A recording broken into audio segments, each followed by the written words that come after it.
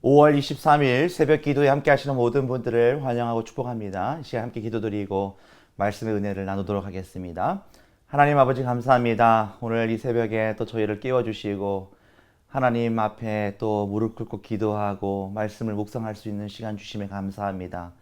오늘 하루 살아갈 때 우리가 하나님 말씀에도 순종하며 살아가지만 우리가 하나님의 자녀로서 사람들을 만나고 대하고 할 때 우리가 사랑을 함께 나누고 또 하나님의 그 따뜻한 그 마음을 나눌 수 있는 그런 축복의 통로로 오늘 하루 살아갈 수 있도록 주님 인도하여 주시옵소서. 말씀을 나눌 때에 그 말씀의 능력으로 오늘 하루 살아가게 하여 주시옵소서.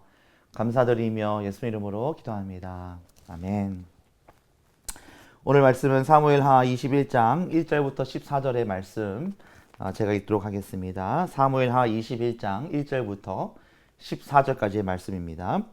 다윗의 시대에 해를 거듭하여 3년 기근이 있으므로 다윗이 여호와 앞에 간구하매 여호와께서 이르시되 이는 사울과 피를 흘린 그의 집으로 말미암음이니 그가 기브온 사람을 죽였음이니라 하시니라.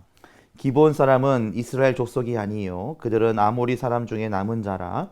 이스라엘 족속들이 전에 그들에게 맹세하였거늘 사울이 이스라엘과 유다 족속을 위하여 열심히 있으므로 그들을 죽이고자 하였더라. 이에 왕이 기브온 사람을 불러 그들에게 물으니라. 다윗이 그들에게 묻되 내가 너희를 위하여 어떻게 하랴? 내가 어떻게 속죄하여야 너희가 여호와의 기업을 위하여 복을 빌겠느냐 하니 기브온 사람이 그에게 대답하되 사울과 그의 집과 우리 사이의 문제는 은금에 있지 아니하오며 이스라엘 가운데 사람을 죽이는 문제도 우리에게 있지 아니하나이다 하니라. 왕이 이르되 너희가 말하는 대로 시행하리라. 그들이 왕께 아뢰되 우리를 학살하였고 또 우리를 멸하여 이스라엘 영토 내에 머물지 못하게 하려고 모해한 사람의 자손 7사람을 우리에게 내주소서. 여호와께서 택하신 사울의 고을 기브아에서 우리가 그들을 여호와 앞에서 목매어 달겠나이다 하니 왕이 이르되 내가 내주리라 하니라. 그러나 다윗과 사울의 아들 요나단 사이에 서로 여호와를 두고 맹세한 것이 있으므로 왕이 사울의 손자 요나단의 아들 무비보셋은 아끼고 이 왕이 이에 아야의 딸 리스바에게서 난 자 곧 사울의 두 아들 알모니와 무비보셋과 사울의 딸 메랍에게서 난 자 곧 무홀랏 사람 바르실레의 아들 아드리레의 5 아들을 붙잡아 그들을 기브온 사람의 손에 넘기니 기브온 사람이 그들을 산 위에서 여호와 앞에 목매어 달매 그들 7사람이 동시에 죽으니 죽은 때는 곡식 빼는 첫날 곧 보리를 베기 시작하는 때더라. 아야의 딸 리스바가 굵은 배를 가져다가 자기를 위하여 바위 위에 펴고 곡식 베기 시작할 때부터 하늘에서 비가 시체에 쏟아지기까지 그 시체의 낮에는 공중에 새가 앉지 못하게 하고 밤에는 들짐승이 범하지 못하게 한지라. 이에 아야의 딸 사울의 첩 리스바가 행한 일이 다윗에게 알려지매 다윗이 가서 사울의 뼈와 그의 아들 요나단의 뼈를 길르앗 야베스 사람에게서 가져가니 이는 전에 블레셋 사람들이 사울을 길보아에서 죽여 블레셋 사람들이 벳산 거리에 매단 것을 그들이 가만히 가져온 것이라. 다윗이 그곳에서 사울의 뼈와 그의 아들 요나단의 뼈를 가지고 올라오매 사람들이 그 달려 죽은 자들의 뼈를 거두어다가 사울과 그의 아들 요나단의 뼈와 함께 베냐민 땅 셀라에서 그의 아버지 기스의 묘에 장사하되 모두 왕의 명령을 따라 행하니라. 그 후에야 하나님이 그 땅을 위한 기도를 들으시니라. 아멘. 오늘 말씀은 어저께 말씀드린 것 같이 사무엘하 21장부터 24장은 이제 부록과 같이 시간적인 순서에 기록된 것이 아니라 모든 시간적인 순서는 사무엘하 20장에서 마무리가 되고 21장부터 24장은 또 시간적인 순서도 바뀌고 내용도 그때그때 달라지는 그러한 것을 우리가 볼 수가 있습니다. 오늘 본문의 말씀은 다윗 왕이 범죄하기 이전에 하나님 앞에 기근 때문에 비를 내려달라라고 이제 간절하게 기도하는 가운데 하나님께서 다윗에게 사울 왕이 기본 사람들을 무차별하게 죽였기 때문에 그것 때문에 내가 지금 비를 내리지 않고 있다.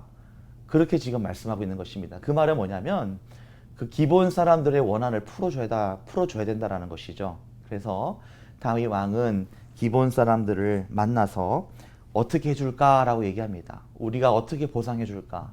그러나 기본 사람들을 말하죠. 이것은 뭐 돈 문제가 아니다. 금과 은혜에 달리는 문제가 아니다.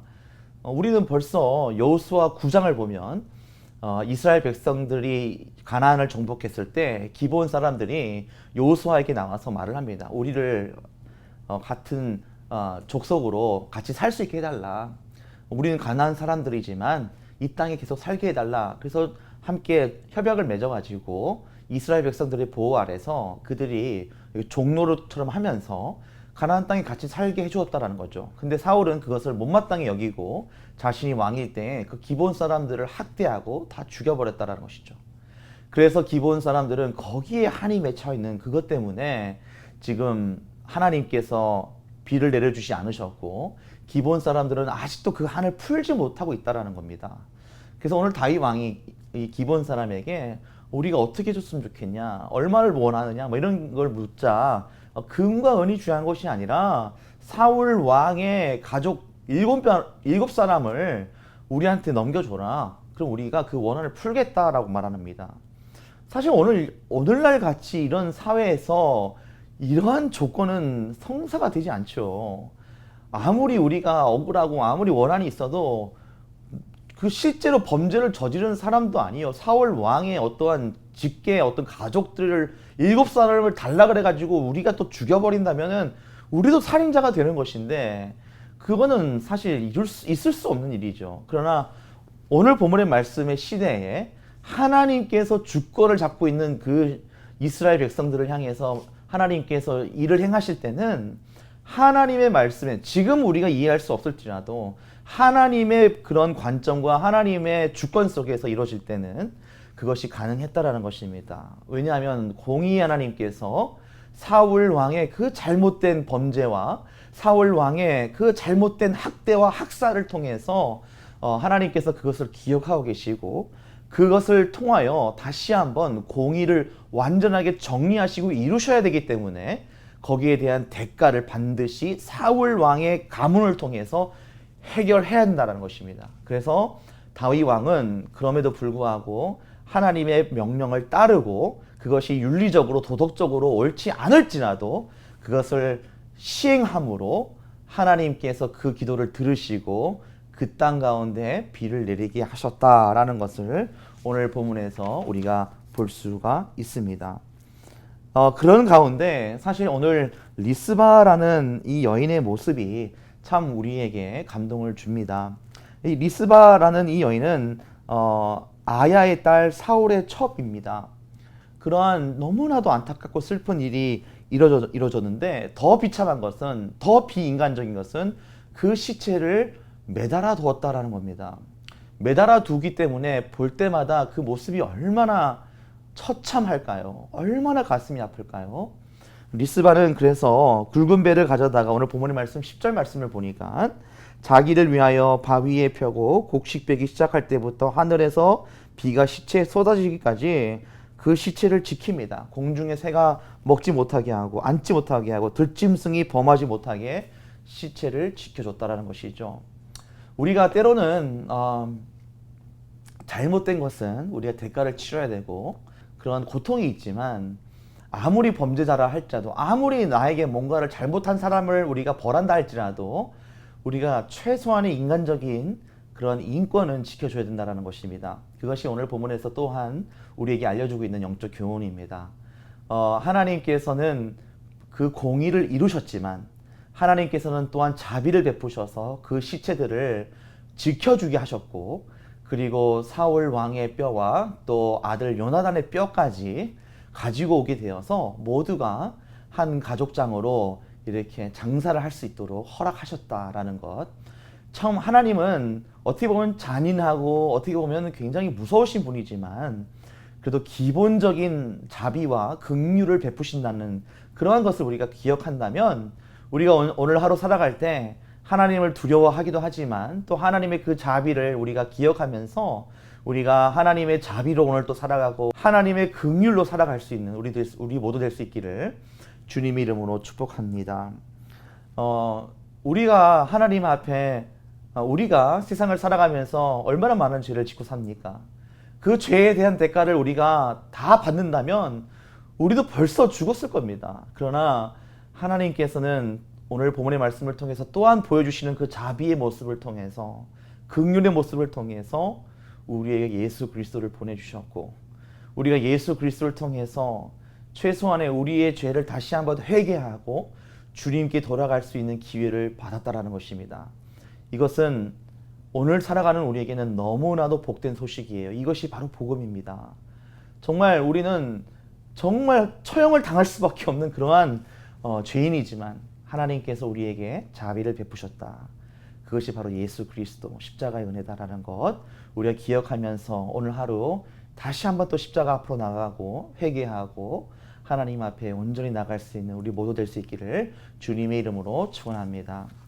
이 시간에 우리가 함께 또 교재에서 보여주고 있는 질문들 우리 두 가지 질문 함께 나누고 기도할 수 있기를 바랍니다.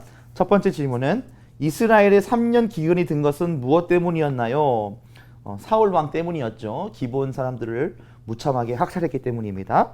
공동체 안에서 약자가 억울함을 당할 때 어떻게 도와주어야 할까요?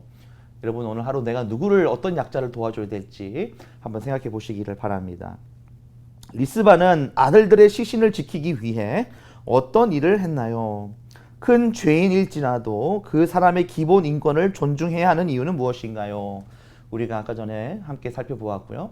또 우리가 그런 일을 당해야 되는 상황일 때 하나님의 자비로 긍휼로 우리에게 주신 그 회개의 기회 우리가 예수 그리스도를 통해서 얻었다는 것 이것을 다시 한번 기억하면서 오늘 하나님께 온전히 나갈 수 있는 우리 모두 될 수 있기를 바랍니다.